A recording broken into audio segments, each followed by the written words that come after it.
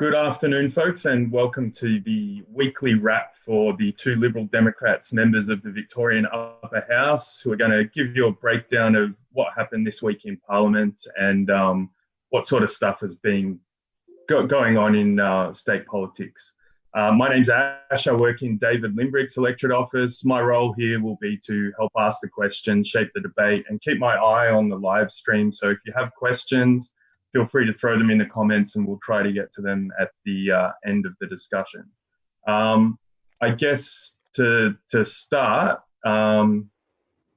maybe if we go to Tim Quilty, Liberal Democrats member for Northern Victoria, you had some things to say about police this week, Tim. Yeah, a lot of my questions this week were to the Minister for Police and about the police because basically, as we've all been seeing on our screens the last couple of weeks, they're out of control, smashing their way into people's houses, arresting people for posting stuff on Facebook, harassing journalists, detaining journalists, and then obviously the incident where we had the police kicking somebody in the head. The patient, the guy got out of the hospital. They supposed to go and rescue for his own benefit, and they rammed him with a car and then kicked him in the head. And if that hadn't been caught by a passerby on video, we never know about it. So we don't know how many more of these things are happening all over the place that aren't being recorded.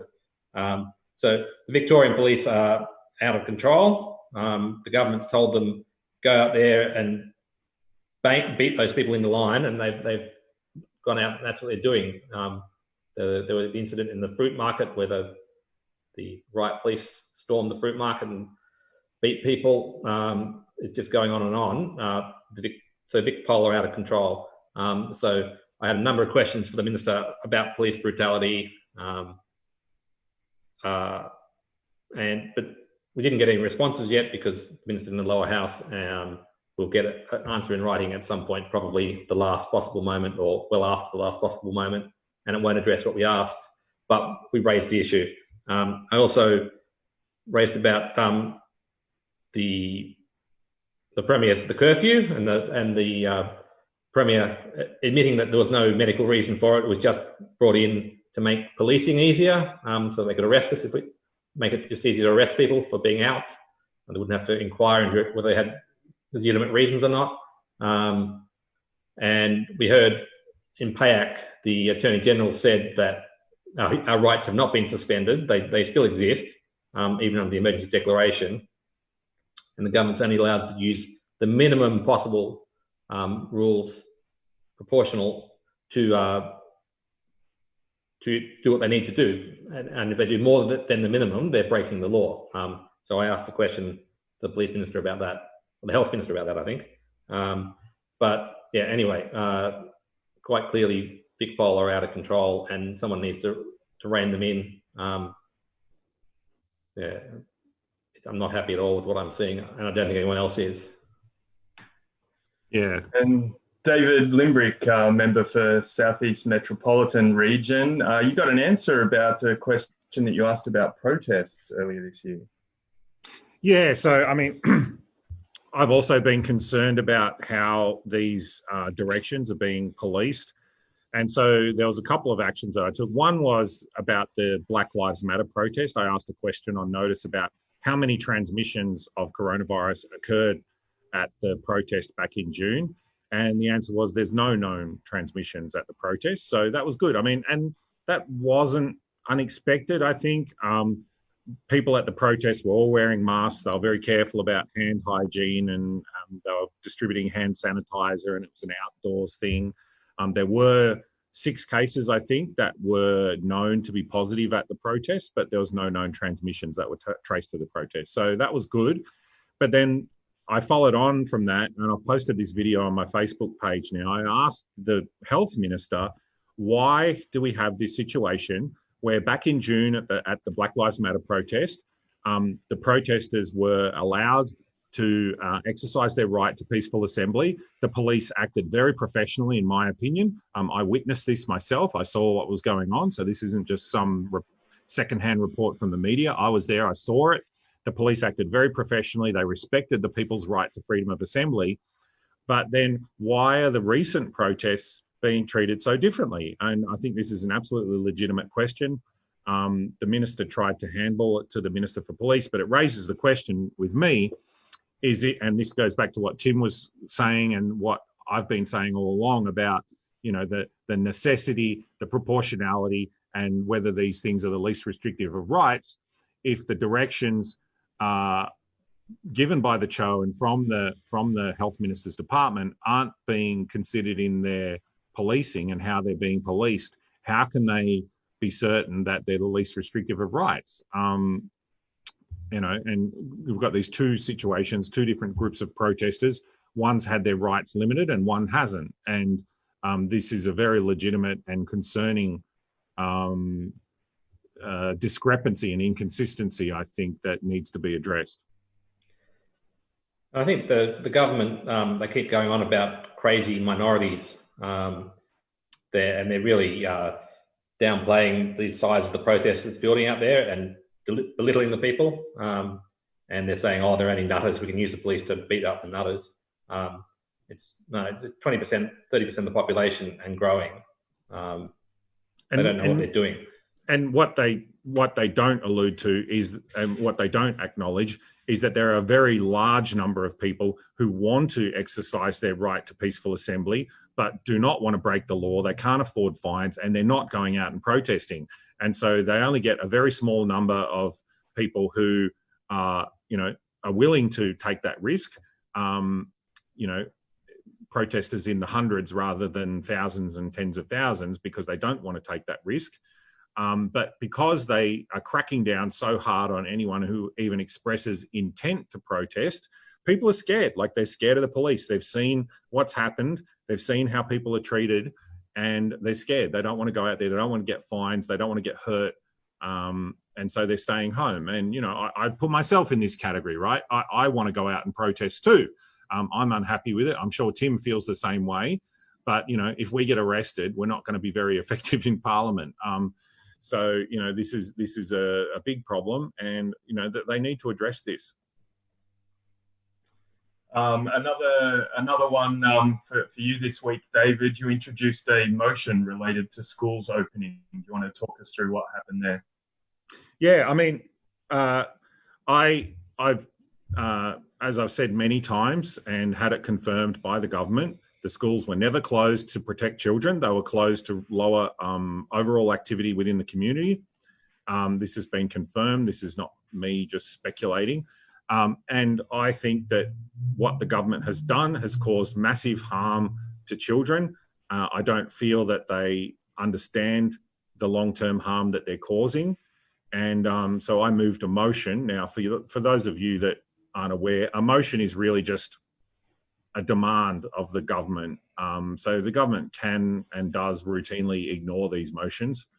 But I wanted to start debate. Now, it wasn't something that I was planning to do earlier in the year. Obviously, I wasn't planning on begging the government to get kids back to school, but I've had so many people contact me about this. I have children of my own that I've seen, have terrible effects from being cut off from their friends and not going to school. I just felt it was so important we had to debate it.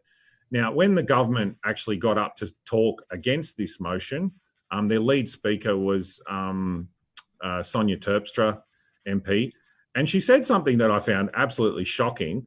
She was talking about, she was sort of downplaying the harm to children, and the words she used was character building. Character building, can you believe it? I mean, I was just totally shocked. Look, I hope that other members of the government really aren't thinking like this, but the very idea that this is character building, and then almost in the same breath, she goes on to talk about suicide prevention programs that the government's funding and mental health initiatives that the government's funding.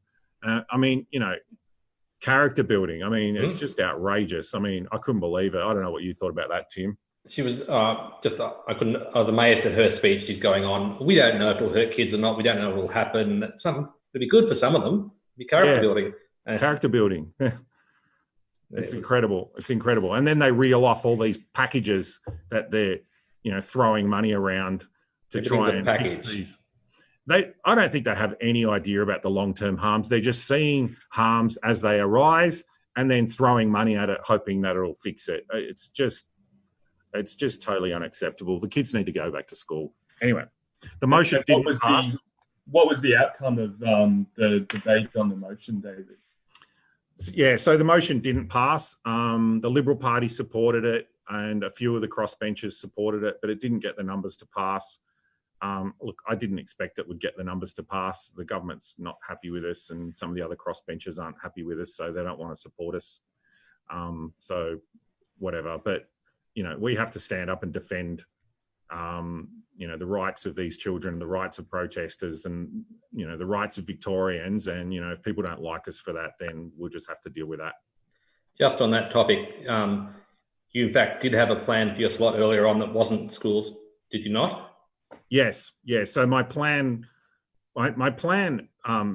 has been for some time to introduce a motion calling on the government to legalise vaping as a tobacco harm reduction measure, which I still am a very strong supporter of, and it's still on the books. And, you know, I'm a strong believer in this, but given the current circumstances, and I just considered that schools and getting kids back to school was far more pressing issue.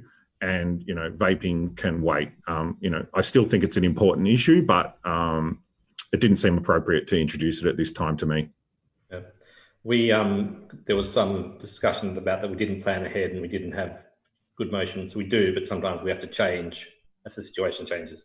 Yeah, there was criticism about me rushing this, and yep, that's true. We did rush it. And it's also, you know, in fact, I would go even further that and say that it was a desperate motion. But yeah, sometimes you have to change. We also we read in another motion last week was going to be around how the government should unlock the regions separately rather than treating all of Melbourne outside of Victoria, all of Victoria outside of Melbourne as a single state, single area. They should break it up into sections and unlock it separately. Events got ahead of us. The government announced they were going to unlock the whole of the area on the Thursday when we were planning to debate that on the Wednesday. So we didn't end up debating that motion. So now regional Victoria has gone to their step three of their lockdown, and then we're wondering what's next. There are large areas of regional Victoria that haven't had COVID. They've never had a COVID case. They haven't had a COVID case within hundreds of kilometres of them. And they're wondering when they get to go to the next step. But the government's still sitting on a whole bunch of, the whole state will have to comply to stuff, or even the whole country will have to achieve certain milestones before anyone's allowed to go any further. So anyway, we are regional areas are out of the lockdown compared to Melbourne, but we're still not let go.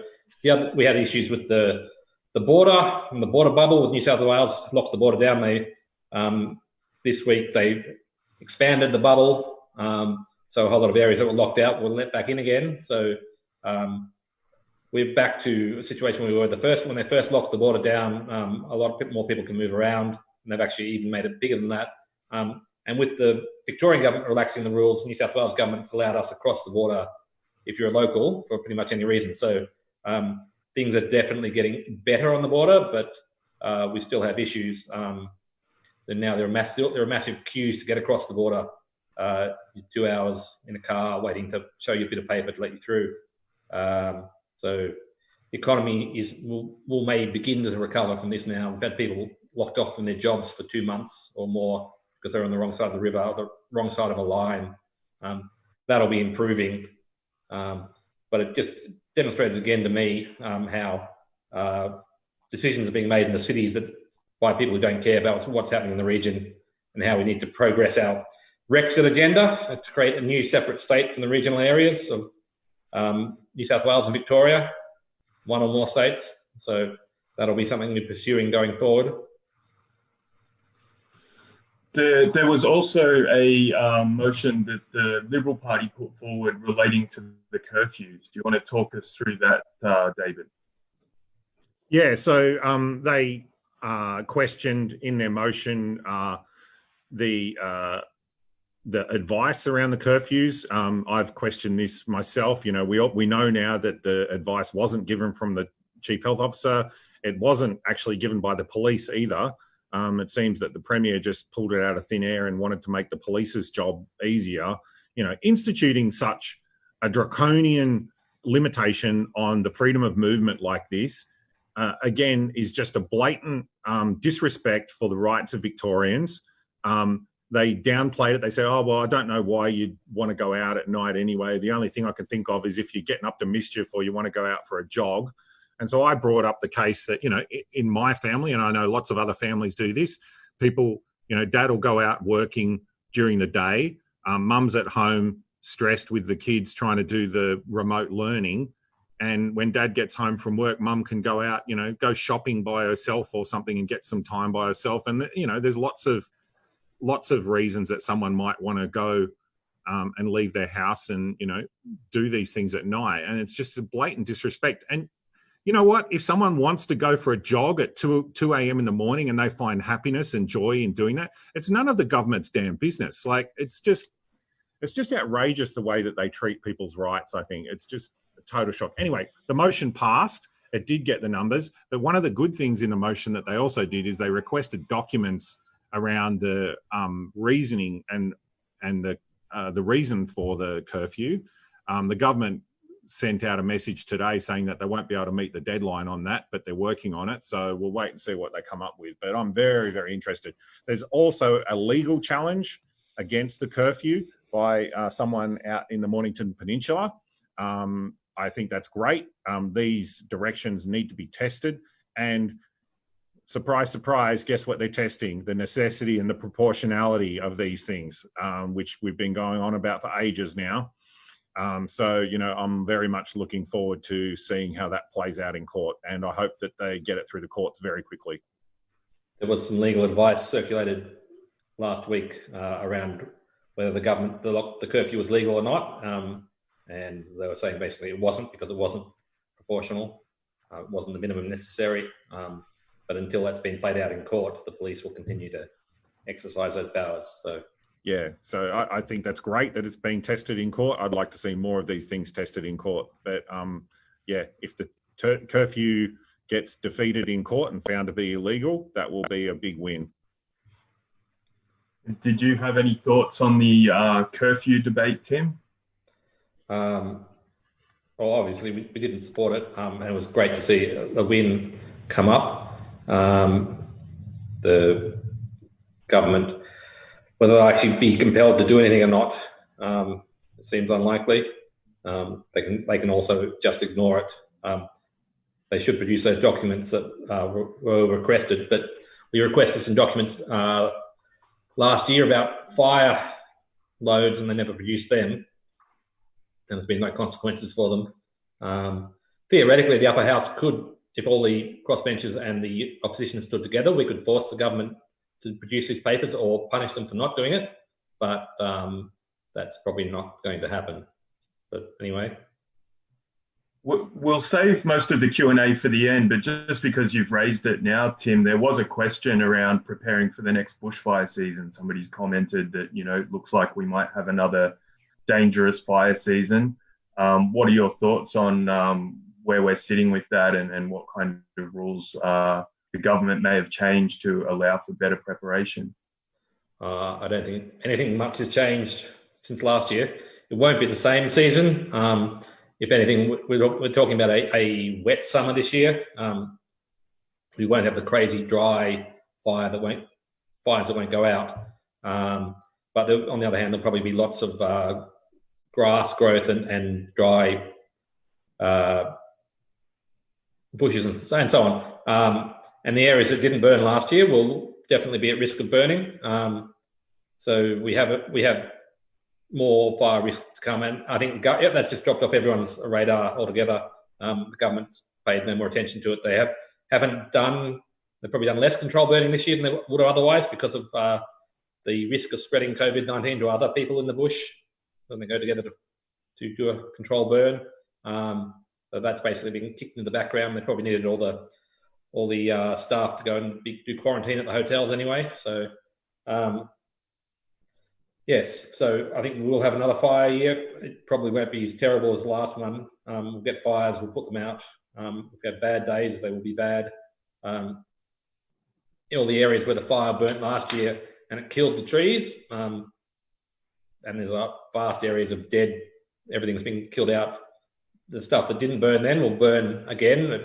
Maybe not this year, maybe next year or 2 or 3 years when there's a lot of scrub and undergrowth in filling up the spaces. So having burnt last year will be no protection in a year or two's time. Those areas will burn again. Anyway, things have not got better. We will have more fires and they'll be bad because the government, it's not a priority for them.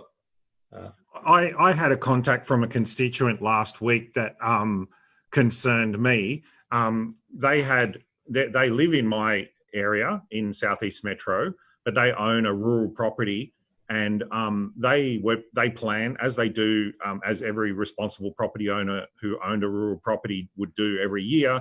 They go out there and they prepare their property in the spring for summer to, they clear growth, they clean out the gutters, they do all their preparations. Because of the travel restrictions, they haven't been able to do that, and they were very concerned. The government wouldn't make an exception for them to go out there and do this preparation, which I think is very dangerous. And I'm concerned about how many other property owners are in this position where they own rural properties, but they're not allowed to go out there and do their bushfire preparation that they would normally do. Every responsible property owner would do that. And they're prevented from doing it. So, I'm concerned that they're going to go out there and they're not going to be able to prepare in time. It's concerning. It's come up a little bit in the comments today, but it's come up kind of regularly. So we wanted to address a few of the questions that a lot of people have been asking David, and I presume Tim as well. So we'll start with David. Hydroxychloroquine, ivermectin, alternative treatments, a lot of people are asking about them. What are your thoughts on what's happening there? Okay, so yes, a lot of people have been asking about, in particular, hydroxychloroquine and ivermectin treatments for the virus. They're saying that these drugs are already available for doctors to prescribe. That is true, but they are not indicated on their label for prescribing for coronavirus. Now, the government is doing research. There was actually an article today on hydroxychloroquine. They are doing randomized controlled trials on these drugs. So it's not that they're being ignored.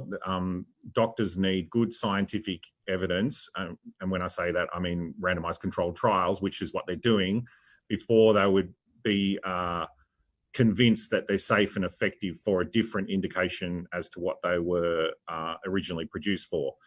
Now, the trial that they're doing for hydroxychloroquine is on healthcare workers. They suspect that it might have some effectiveness in lowering the probability of transmission to healthcare workers. That's what they're testing for. So, the idea that the government is, not looking into this and, is hiding it or something is not true. They're just bad at communicating what they are actually doing. So, anyway, I just wanted to address that for people that have been asking, because we've had lots of comments about it. But basically, the science, they're still researching and firming up the science before they do anything with it. I wouldn't expect that they're, miracle cures or anything. I think the hydroxychloroquine tests are sort of limited usage and effectiveness, but they may be useful for certain situations. So, yeah. And there were health risks with HCQ, weren't there? People with Yes. heart problems, high blood pressure. Yeah. So for certain people, I'm not a doctor, but my understanding is that for certain people, it is a dangerous drug.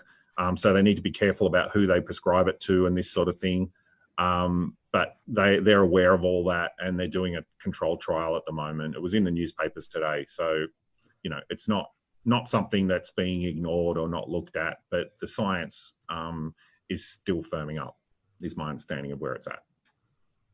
A lot of people have also been asking about strong cities. There's concerns about something to do with the police force. There's questions in the comments even today about whether United Nations people are being, rolled out as part of critical incident response teams, and whether this is tied to this international strong cities framework thing. So do you want to talk a little bit about that?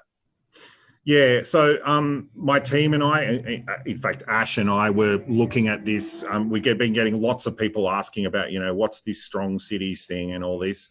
Look, my take on it is it's a bunch of bureaucrats went to some conference, made a few fluffy statements and put them on a website and decided to have another conference next year. I don't think it's some sort of great big conspiracy or something like this. I think it's probably not something that we're going to be focusing on, or it's not part of our agenda. I think that there's a lot of other more pressing issues around policing that we need to focus on, and around the government powers that we need to focus on here and now. And top of that list, it brings us to the next point that we're going to raise, is the upcoming Omnibus Bill. So many of you have been asking about this. This is a concern. Look, the Omnibus Bill, for those of you that aren't aware, an Omnibus Bill is like a bill with a whole bunch of things that affect a whole bunch of different areas. Now, many of the things in this bill are not particularly of concern, things like, extending the provisions for courts to use remote cameras and stuff like this. And these things are not really of concern. But one thing that is of concern is allowing authorised officers. And so an authorised officer is someone that's designated by the Chief Health Officer to be able to enforce their direction. So it could be the police, it could be PSOs, it could be WorkSafe, or it could be even, conceivably, it could even be a private security company. So someone can be designated an authorised officer. This law will give, if it passes, it will give authorised officers the ability to arrest someone who has either tested COVID positive or is a close contact of someone who has tested close COVID positive, to arrest them if they believe that they will not follow quarantine directions. Now, this is very concerning because it's effectively allowing someone to be preemptively detained. So they haven't actually committed any crime. The authorised officer just believes that they may not comply with the directions. This is a very concerning development. I'm not happy with it at all. If you think about we've been thinking about some of the scenarios, and I've had friends talk about some of the scenarios that this could happen. Imagine the scenario where you have a mother at home. She might work part-time. This day she's not working. A close contact of her at her work has tested positive. An authorised officer comes to her door and tells her, a co-worker of yours has tested positive. You are a close contact and you must remain in isolation. She says, well, I have a disabled child and I need to pick them up from school this afternoon. Can we organise something about that? Now, at that point, the authorised officer could form the view that this person is not going to comply with the directions, and they could be arrested. I mean, this is an outrageous situation. We've spoken about this. Are we going to depend on the common sense of these authorised officers? Are we going to depend on them, using good judgment? Well, no. We have to depend on what the law says, and the law will say that they can arrest them. And there's many other situations that you could think of like this. So it's very concerning, and of course we'll be opposing it. Did you have thoughts on this, Tim? Yeah, so we've only just started being briefed on the bill. The government just sprang it on us this week. So we haven't come to the final decisions on anything, but it's very alarming what we've heard and read. So I don't trust giving these powers to anyone. If you see the same police who are out there kicking people in the head are going to be able to arrest you because they think you might be a risk. And that'll give them one more reason to kick people in the head, won't it? If you demonstrated they can't be trusted to exercise the powers they have now, why would you want to be giving them more or expanding those powers to more people? It just seems like a bad idea to me. Yeah, and another situation, another scenario that was presented to me, which is totally possible, if the CHO determined that they are going to require all people who test positive to recover in some sort of quarantine facility rather than their homes, right? You could end up in a situation where someone tests positive, the authorised officer comes to their door and says, we know that you've tested positive. The person says, that's okay, I'm going to stay at home and not go out because, you know, I don't want to spread the virus and stuff. And that could be enough to say that they're not going to obey the directions because the CHO could have directed them to go to a quarantine facility and they could be arrested. So I just think that this is way out of control and I'm not happy about this at all. It's not clear how long they can be detained for. It's not clear what sort of recourse they will have. Yeah, it's not good. Do they even have to have tested positive, or?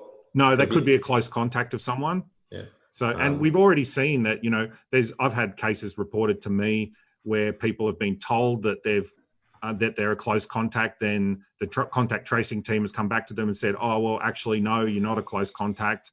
I know Ash has told me of cases like this. I mean, you know, and we've had people that have tested false positive and then they've gone and gotten another test and they weren't actually positive. And so the idea that, you know, your test status or close contact status is going to render you liable to be arrested is unacceptable. One of the questions that's come up in the comments related to the bill, do you think it has a likelihood of passing? How do you see things shaping up for the debate? I don't know how they'll get the numbers on this. The Greens actually have indicated that they share our concerns actually on this, and they've said they're going to try and amend it in the upper house. Now, whether they'll still vote for it, even if the amendments don't pass, that's an interesting question. But the government needs 3 votes for it to pass. So I don't know. Well, they've got the 3 they had last time, be the starting base. Yeah, maybe, but you know, let's give them the benefit of the doubt. You know, maybe this is a step too far for them. Yeah, we don't know. I think there's still some questions in the comments from people about whether they could use these powers to detain people just for posting about going to a protest or something like that. Do you want to just maybe run through your understanding of the bill in regards to that? Yeah, my understanding is that that's not the case. It's only for people that have either tested positive or are a close contact of someone who have tested positive. So I have heard people say about, you know, you'll get arrested just because you've got some ideas about a protest or something, but that's not my understanding. They're arresting people for that anyway at the moment. Yeah, so they can arrest you for that anyway for incitement. So yeah. I don't think that this changes that. So I don't think that that's relevant to this bill.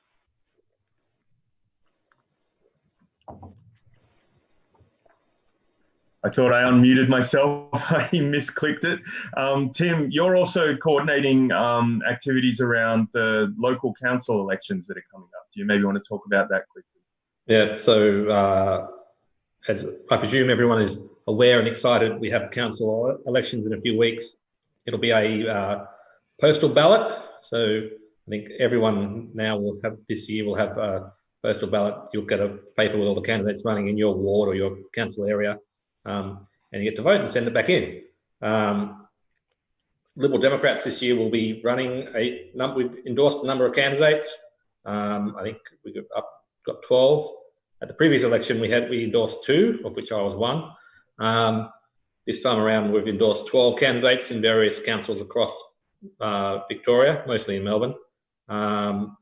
And we'll be some running candidates for campaigning for freedom, for keeping the rates lower, for councils focusing on local business, local job, their responsibilities, not campaigning for responsibilities at the state or federal, providing value for money in their spending, and also, of course, because it's the big elephant in the room, campaigning to unlock Victoria, to put an end to the COVID lockdown, to start being sensible about it all. So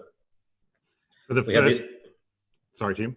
Go on. For the first time, we're also running a candidate at the Melbourne City Council. So this will be very interesting. You know, it's the biggest council in Victoria. They have very, their budget and scope of what they do is far in excess of any other council. So we've got a great candidate there, and we'll be talking more about that next week, introducing the candidates to you and where they're running. But yeah, that's really exciting as well.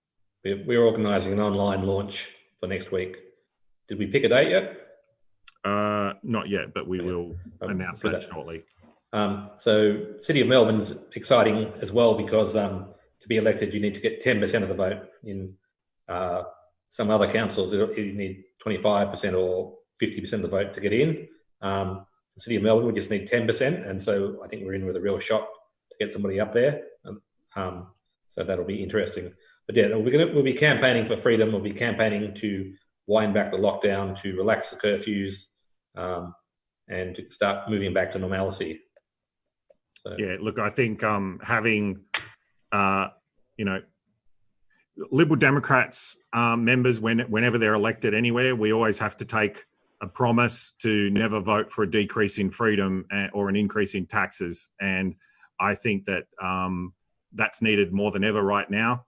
And I think that, having Liberal Democrats councillors, especially in big councils and in rural councils, but in big councils like the city, like Melbourne, would really change things, would really make a big difference. So I'm really looking forward to that.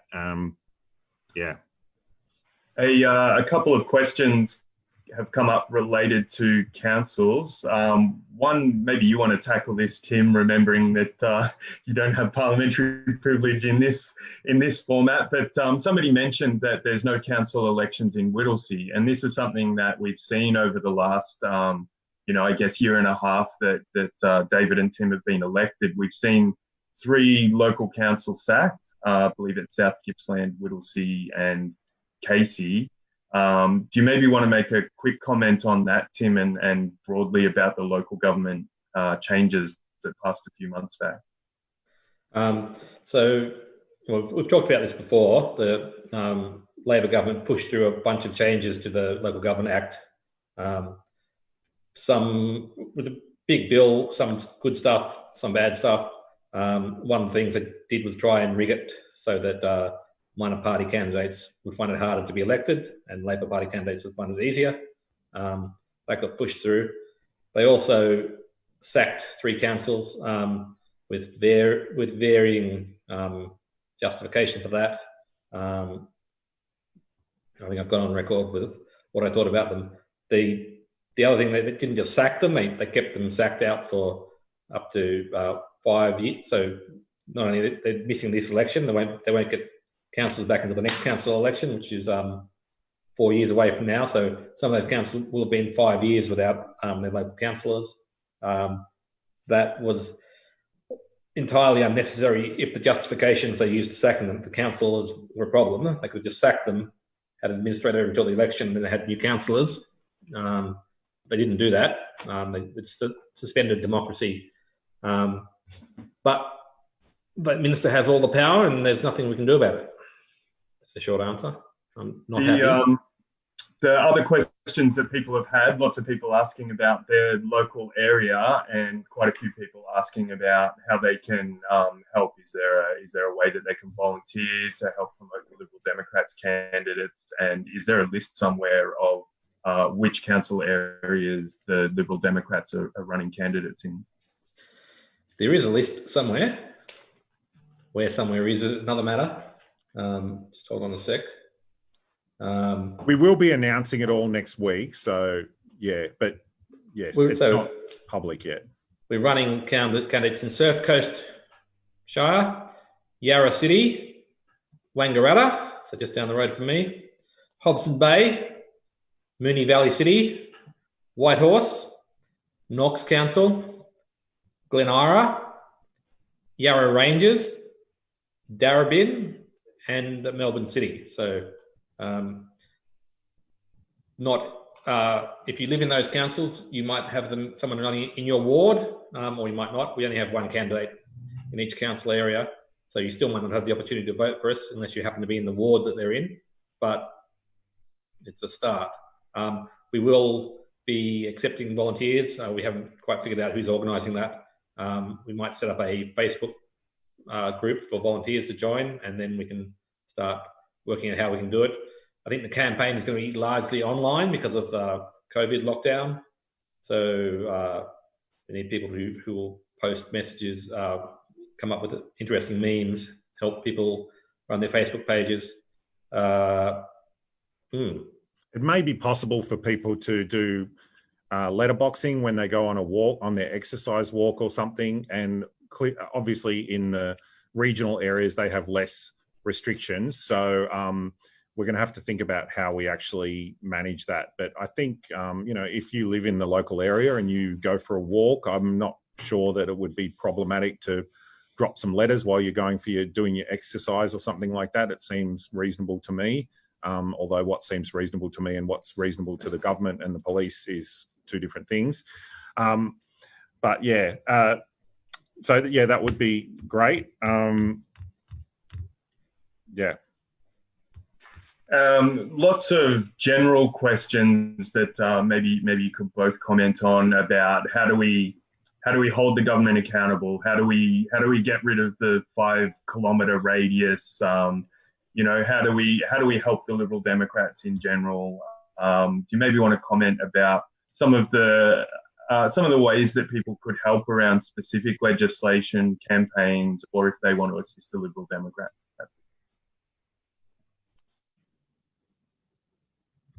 David? Yeah, look, there's a number of ways. We have to think like short-term and long-term here, all right? So short-term, our tactics now sort of changed to poking at individual issues and restrictions. So, when the state of emergency bill was up, we were opposing that in totality. But now we're looking at different things and applying pressure and trying to get as much, coverage on those as we can. So, we've been talking about getting kids back to school, the curfews, regional border issues, these sort of things, and the way that regional areas are being treated all the same, even though some of them have no COVID cases. But longer term, we need to think about, how do we get more people in politics that are willing to defend the freedoms of Victorians is my main concern. And, to that end, we want to get more councillors on, and we want to get more Liberal Democrats members elected at the next election. So, you can get involved with the party. You can join the party if you're interested in doing that. I'm proud of our record. I know that lots of people don't like politicians. They don't trust them, and neither do I. But one thing that we do, we're the only party that consistently defends the liberty of Victorians and Australians. I'll stand by my record. I know Tim stands by his record, and we continue to hold that promise that we made, that we won't vote for an increase in taxes or a decrease in liberty for Victorians. And, we'll stand by our record and continue to keep that promise. And we expect anyone else who wants to, run for election or anything to also keep that promise. Yeah, we've so we were elected to fight for freedom and classical liberal values and smaller government and stopping government overreach, and that's the message we've been talking about, and all our members of Parliament and candidates have been talking about for years now. With this lockdown, I think that message is suddenly resonating with a larger group of people. People who didn't know what we were talking about before, maybe now they do. The government, it's not a government conspiracy to take over the state. It's just what governments do. Is they get bigger, they grow more powers, they expand into more areas, they remove people's rights to make things easier for them to run what they do. This is what government does, and government grows like a cancer, bigger and bigger, and takes over more and more. The only way to stop that is to fight it, is to stop every step of government overreach and government growth. That's what our party's for, and I think suddenly a whole bunch of extra people have realised that. And so if you do want to stop that, you should probably think about getting involved with the party. And Yeah, the council elections coming up are a good opportunity to do that. We haven't changed what we're doing. We're doing what we've always done, which is to defend freedoms of Victorians. This is what we've always done. This is what we tried to get elected for. This is what we've been doing. And, last year we were doing this before, not many people were watching. Some people were watching, but, things like when the government removed judicial oversight on the collection of DNA and allowed the police to just do it. We fought that really hard. Some people noticed that we were fighting it. But what's happened now is while we haven't changed, the environment has changed. And I think maybe lots of other political parties haven't sort of realised that we're not in the pre-pandemic era anymore. Everything's changed. And I've said for a long time that the people who appreciate freedom the most are those who have lost it. And this is why I've engaged with a lot of refugee communities in my local area, because they've come to Australia for our freedoms that we used to have. But now we are in a situation where every Victorian to some degree has lost their freedoms, and they're acutely aware of that, and they want someone who will consistently defend freedom. And that is our role, and that's why more people are interested now, because that's our role. That's what we've always done. We're the only people that have consistently done that, and we'll continue to do that. So I'm happy that more people are interested in defending freedoms, and I welcome them. I'll just tell a slightly funny story, except it's not really funny.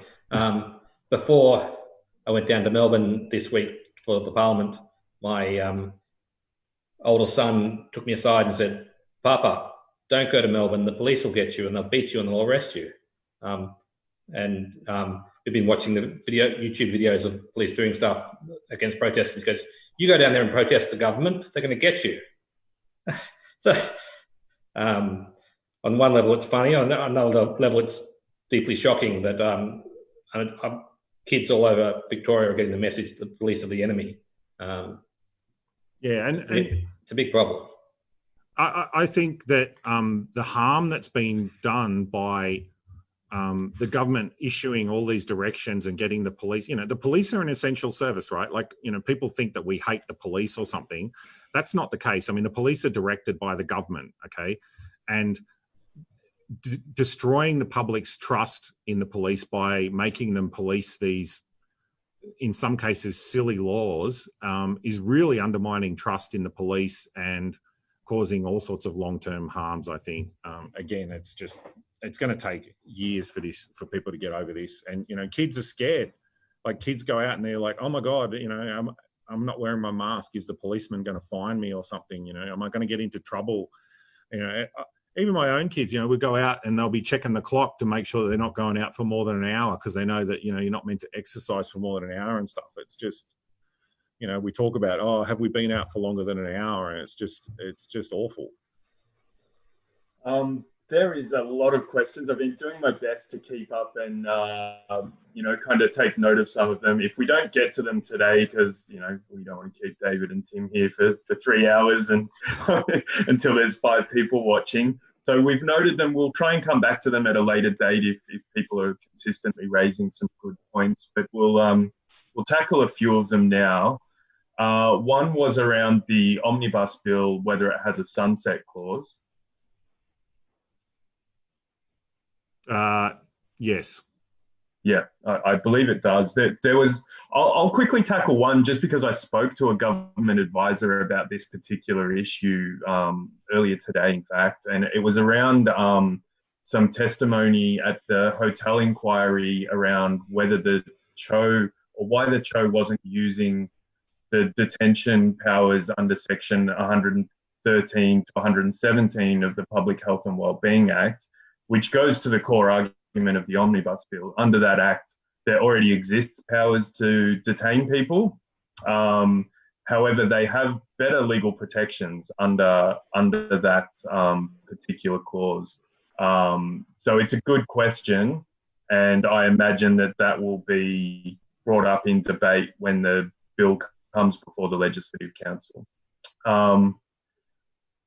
Now, where are we? The no confidence motion. A couple of people have raised that, and we did discuss it before the meeting, and I forgot to bring it up earlier. So, do you guys want to make a quick comment on the no confidence motion that was introduced in the Legislative Assembly this week? I'll just say, if that motion passed, the government would be forced to resign, and they'd have to elect a new premier. In fact, because the government has a whopping majority in the lower house, they've got twice as many members as the opposition. There's zero chance of that motion passing. So, yeah, that's not don't get happen. your hopes up on that. Basically, the opposition moved this in the Assembly. I think they're just trying to get publicity and stuff with it, but it has no hope of actually passing. So yeah, I wouldn't get too excited about it, basically. There's a reason they do it when the government's done something wrong. The governments don't do this all the time. Oppositions don't do this all the time. They only do it when there's a problem.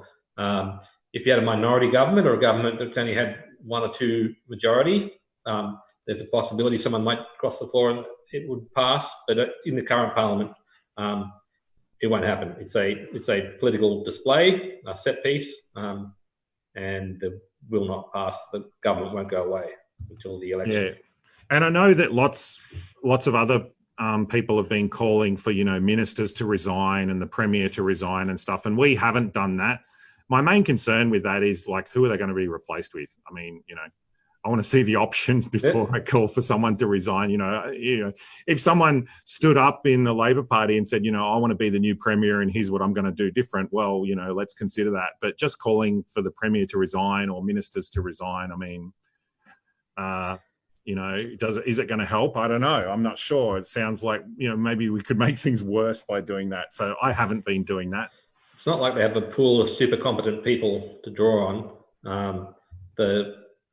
Many of the ministers they have are the best they've got. They're not very good, but they don't have a lot of better ones. One or two people have been passed over because they're not in the wrong faction in the Labor Party. But by and large, what you see is almost the best they have. It's not impressive. We talked on it before. There are no conspiracies. They're not competent to run conspiracies. They're not competent to run their basic responsibilities. I don't believe for a second they could manage some much larger conspiracy to overthrow governments or whatever else. They're just really bad at what they do. And replacing these ones with less competent ones will probably not help. No. So, yeah, if lots of people have been saying, please try and get this minister to resign and stuff. And I haven't done that, and I don't intend to do that unless there's a really good option that puts their hand up and has a different plan or something. We'd consider that, but I just don't see it as productive. One here that I think maybe you'll have some comments on, David. The focus on cases being bogus. I know you've had a lot to say about this. Yeah, so I've said for a long time now that they're focusing on these very, very narrow KPIs. Right now, number of cases is it's an important metric that they need to track and keep track of, but they're not tracking all of these other things that are really important too. And, like the harms that their interventions are causing and this sort of thing. And I think they've been very, very focused on these narrow metrics and ignoring the big picture or downplaying the big picture. And so I think that this narrow focus is very damaging, and it's not the best way to do it, in my opinion. I think that they should be widening their thought processes on this. Just on their own measures, it's all about saving lives, but they're going to kill more people, literally going to kill more people with their lockdowns and their shutdowns and their economic damage than they would have died if they hadn't done it. They will literally kill more people, not even taking into account the massive increase in suffering and loss of well-being by the whole population. It doesn't stack up, but they're just focused on they're going to reduce their cases, they're going to reduce their COVID deaths, and nothing else matters. Like we already know that increased poverty, which is what they're causing, will shorten life expectancy, right? So it's definitely going to have an effect on the health of Victorians, just this increased poverty. But also we have these mental health effects on children's education. We have effects on our prosperity. We have also other effects like crowding out of the medical system. So all the research is going into COVID at the moment, but, you know, and all the testing is going into COVID. But, you know, what about all these other diseases, right? And what about all these other medicines that we could be focusing on? You know, there's a lot of lost opportunities. So, and you know, they talk about, you know, well, do you only care about the money or whatever? Well, over the long term, the money or the prosperity and the economic capacity of Victoria is what funds the health system, right? That's how they get it.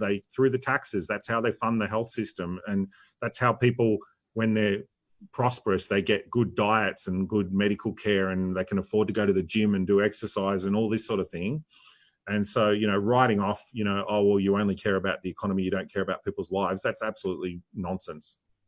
You can't destroy 10% of the economy and then say it will have no impact on people's lives. It will kill people. The economy is people's lives. The economy is the sum total of the cooperative and creative abilities of Victorians to cooperate with each other and increase our prosperity. And downplaying the effect of damaging that is wrong. Are you guys happy to keep going for a moment? I think we've tackled most of the issues, although, like, to be fair to the people watching on the live stream, the comments kind of rush past, and I do my best to grab some of them out. One of the questions that's come up here, and maybe this is one that'll be tested in the courts, is the Andrews government breaching human rights? Okay, well, we've spoken a lot about this. This is more of a legal question. I don't want to provide legal advice, but under the Public Health and Wellbeing Act, it has to, if they're going to, they call it, if they're going to limit rights that are in the Victorian Charter of Human Rights and Responsibilities, those limitations on rights have to be time-bound, they have to be justified, they have to be proportionate, and the directions have to be the least restrictive of those rights. And these are the questions that I keep asking. Are they necessary? Are they proportionate? Are they least restrictive, right?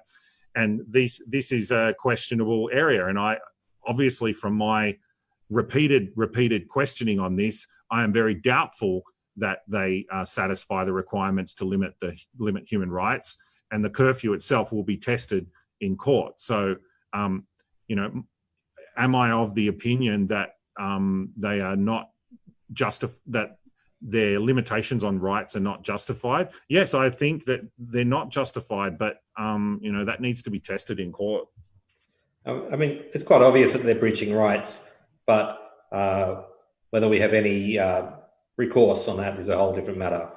Yeah. Australia has very few protections for human rights, and what we have, if they whack someone with a wilted lettuce for doing it, governments can get away with pretty much whatever they want to at the end of the day. One of the things David and I have talked about is proposing an actual Bill of Rights for Victoria, holding a referendum in conjunction with the elections to actually add rights to the Constitution that the government cannot breach. I don't think the government will go for it because they like to breach rights. They like to have the ability to push it aside when they want to. But it's certainly something we'll be focusing on in the future. Yeah, look, I mean, after we get through this pandemic situation, I think there'll be a lot of people, and certainly Tim and I will be putting our minds to how do we stop this ever happening again, you know, and how do we protect our rights in the future? And, you know, a Bill of Rights is one mechanism that could do that. But yeah. I've always said I'd support a Bill of Rights if I got to write it. Well, maybe I have the opportunity to write it now, so let's see what we can do. Yeah, one of the problems with a Bill of Rights is many people have differing ideas on what rights are. So we have a very clear view on what rights are, but other people may have differing views. So yeah. my connection may have gone a bit unstable here, so let's see how we go. Another one that's come up, and I think it's been raised in the comments, but it's come up pretty regularly. People have lost their trust in government. And the question that came up in relation to this is, how can you guarantee that you're any different? So maybe if you want to comment about trust and elected officials. Well, I think what we spoke about before is we have a very simple commitment that we made to, uphold freedoms and not vote for increases in taxes. They're a promise that we've taken, and you'll have to judge us on our record. If, we intend to keep that promise, we've said that multiple times, we've kept it so far, we intend to keep it. And if you think that we didn't do the job, then you vote us out. That's how it works. I think, I don't trust politicians. I think one of the advantages that we have is that we have a very clear view on what we're here to do, and lots of other political parties maybe don't have such a clear view. So we sort of have an advantage like that. It's pretty easy to judge whether we're doing our job or not, I think. I think we've been, in the last 18 months or 20 months we've been in Parliament now, we've been very clear, and on everything that's come up, we've voted on our beliefs and our policy. We haven't devalued, we haven't sold out to the government. If we were willing to sell out, the government would have bought us by now. It hasn't happened. I don't trust government. I've never trusted government. Doesn't mean I believe in the big conspiracy. Like I said before, the process of government, they accrete more powers to themselves. They interfere in people's lives more and more. They just do things that'll be attractive to a certain group, or take some more money to pay for that. It's just the way government works. And I'm opposed to all that. That's why I've run for Parliament. If I was happy with how things were, I wouldn't be here in the first place. I've run to fight that, as has David. He's got better things to be doing if he didn't think this was worth fighting. And it's what I'm here to do. But don't trust me. I don't trust anyone. I'm in favour of not trusting politicians, but we're lying bastards. Yeah, look, I mean, we're here out of passion. We're not here for the money or anything like that. I mean, I took a pay cut to do this. So, we're not here we're here because we're believers in what we're doing. We got involved, like Tim said, because we were unhappy with the direction of government, and we felt that someone needed to be a brake on the power of government, and you can't just say it should be someone else. So, rather than complain and moan about it, we stood up and decided to try and do something about it, and that's what we're doing right now. When I had run for Parliament for the party in the past with no chance of winning, people would ask me, why the hell are you running? And I'm saying, I'm not happy with where we're going. I'm not happy with the direction of the country. And when we get further down the track and we've lost more authority, I don't want people to be able to say you should have done more. So I ran in elections I knew I couldn't win, so that I could say, it's not my fault, I fought against it. Now I'm actually in Parliament and actually have a chance to do something about it. And it's what I plan to do. Yeah. Tim and I are totally aligned on this. I think maybe we could leave it there, make sure everyone gets an opportunity to get their, allowable 2 hours of exercise in the sun. It's a little bit more for you now up there, isn't it, Tim? Can you guys leave the house for more than 2 hours a day? Yeah, no, there's no restrictions now on actually leaving the house. Just you can't gather in groups of very large, but we're actually allowed out now to do whatever we want. So, yay! It's almost like you're a different state. One day we will.